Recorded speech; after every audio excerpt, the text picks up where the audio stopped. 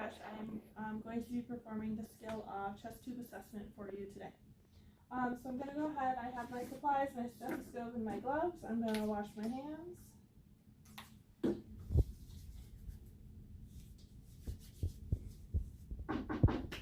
Hi, Mrs. Doe. My name is Brittany. I'm going to be your nurse today. Can you verify your name and your date of birth for me? And she does. Jennifer Doe, 11/5/75. I'm going to go ahead and provide for privacy. Alright, so I'm here just to do an assessment on your chest tube. Make sure everything looks normal and all your connections are secure. Do you have any questions with that? And she says no. Alright. So I looked at your vital signs. They looked good. Your respirations were 18 and your oxygen saturation was at 97%, which is really good. So I'm just going to take a listen to your chest, okay?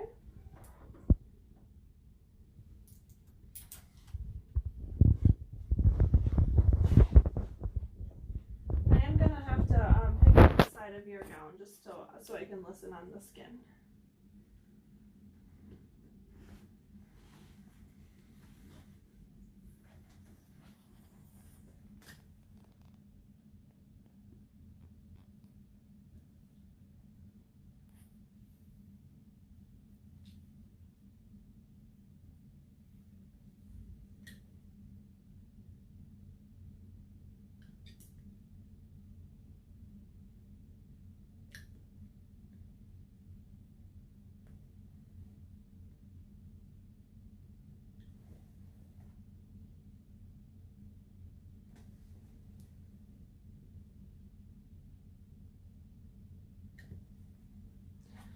Okay, I would also listen on the back, however I can't lift this mannequin up, but just noting that I would listen to all the lung fields in the back.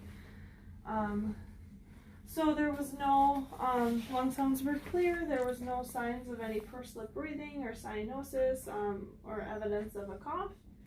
The rate was 18, the chest is moving equally and bilaterally. Minimal effort, and there's moderate depth with each breath. So then I'm just going to make a note that I would have a hemostat, a sterile occlusive dressing, and a bottle of sterile water nearby just in case the chest tube were to become dislodged or there was an air leak in the tube. So I'm going to go ahead and wash my hands.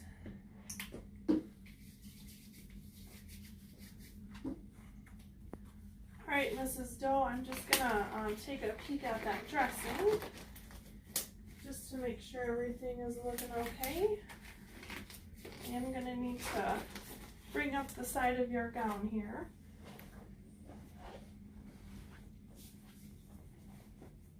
Alright, so I'm just looking for any drainage, any signs of infection, or any air leak. I would palpate around the site here and just kind of feeling for any crepitus if there was any, and then I can make my way down the tube, checking all of the lines, making sure that they're connected, making sure that there's no dependent loops, and making sure that all of my connections are secure.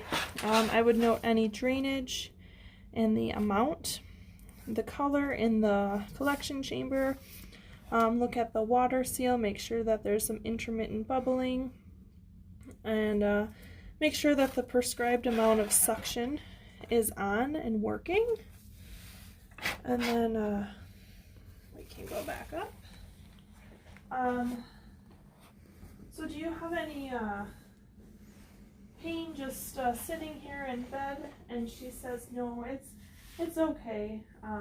How about with moving or going to the bathroom? And she said it's a little uncomfortable, but it's manageable with the pain medication that we've been giving.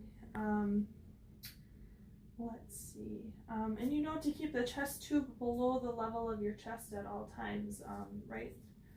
And she understands.